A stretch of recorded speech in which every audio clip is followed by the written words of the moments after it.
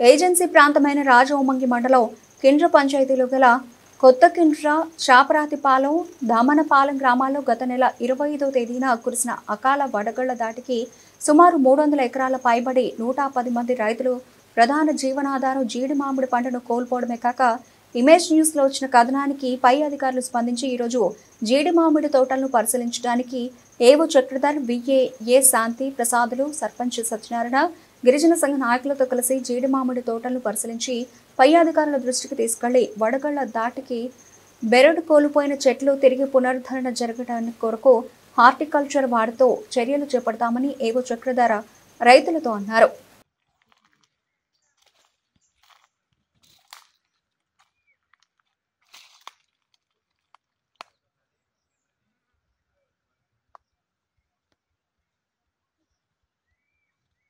అల్లూరి సీతారామరాజు జిల్లా రాజవొమ్మంగి మండలం లబ్బర్తి, లాగరాయ్, కిండ్ర పరిసర ప్రాంతాల్లో 25వ తారీఖున కురిసినటువంటి అకాల వర్షానికి, వడగళ్ల వర్షానికి కిండ్ర పంచాయతీకి సంబంధించిన కొత్త కిండ్ర, దమనపాలెం ఈ ప్రదేశాల్లో సుమారు 300 ఎకరాల పైబడి 110 మంది రైతులు గాను నష్టపోవడం అయితే జరిగింది. అలాగే మనం ఇక్కడ చూసుకున్నట్లయితే చూడండి, 25వ తారీఖున కురిసినటువంటి వర్షానికి ఇందులో ఉన్నటువంటి పిందె, ఆకు కూడా మొత్తం రాలిపోవడం అయితే జరిగింది. ఎప్పుడైతే ఈ అకాల వర్షం పడిందో మొత్తం రైతులు జీడి మామిడి తోటలకు పెట్టినటువంటి పెట్టుబడి మొత్తం కూడా లాస్ అవ్వడం అయితే జరిగింది. దీనికి సంబంధించి హార్టికల్చర్ కానీ, అగ్రికల్చర్ వారు కానీ దీనికి మొత్తం తగు చర్యలు తీసుకోవాలనేసి అయితే కనుక ఇక్కడ గిరిజన రైతులు అయితే వాపోతున్నారు. ఇంకా మిగతాది రైతులను అడిగి తెలుసుకుందాం.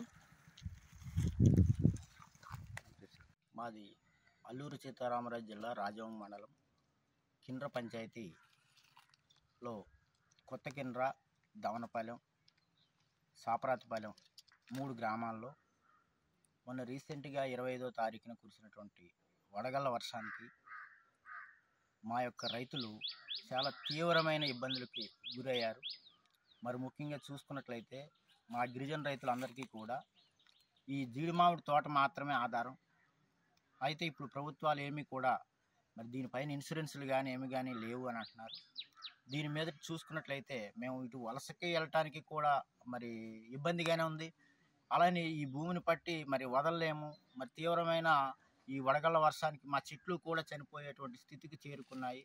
దీని తాలూకా మాకు ప్రభుత్వ అధికారులు కానీ లేదనుకుంటే ప్రజాప్రతినిధులు కానీ మరి మాకేమైనా మరి మా రైతులను చూసి మరి ప్రతి కుటుంబాన్ని కూడా మీరు దర్శించి వారందరికీ కూడా చేతనైనటువంటి సహాయం చేయండి. ప్రభుత్వం నుంచి ఏమైనా రావాల్సినటువంటి నిధులు ఏమైనా ఉంటే రప్పించగలరని కూడా కోరుతున్నాము. అదేవిధంగా మరి ఈ మా మండల పరిధిలో ఉన్నటువంటి మా గిరిజన రైతులు ఎంతమంది అయితే ఇక్కడ సుమారు 110 నుండి 150 మంది వరకు కూడా రైతులు ఉండటం ఉందండి. మరి ఇందులో అందరూ కూడా గిరిజన రైతులే. వారందరికీ కూడా సుమారు మరి గత ఏడాదిలో అవసరాల నిమిత్తం, కుటుంబ అవసరాల నిమిత్తం కావచ్చు, వారి యొక్క ఆరోగ్యాల విషయం కావచ్చు, ఈ సంవత్సరంలో కూడా మరి ఇదే ఆధారం. మరి దీని మీద దళారీల దగ్గర నుంచి కూడా అప్పులు కూడా తెచ్చుకొని రావటం, దాని మీద అధిక వడ్డీలకి మరి తీసుకొని వచ్చి ఈ తోటలు కూడా ఇలాగ అవటంతో ఇటు దళారీలకు కూడా ఏం చెప్పాలో కూడా దిక్కుతోసని పరిస్థితిలో మరి ఉన్నారు.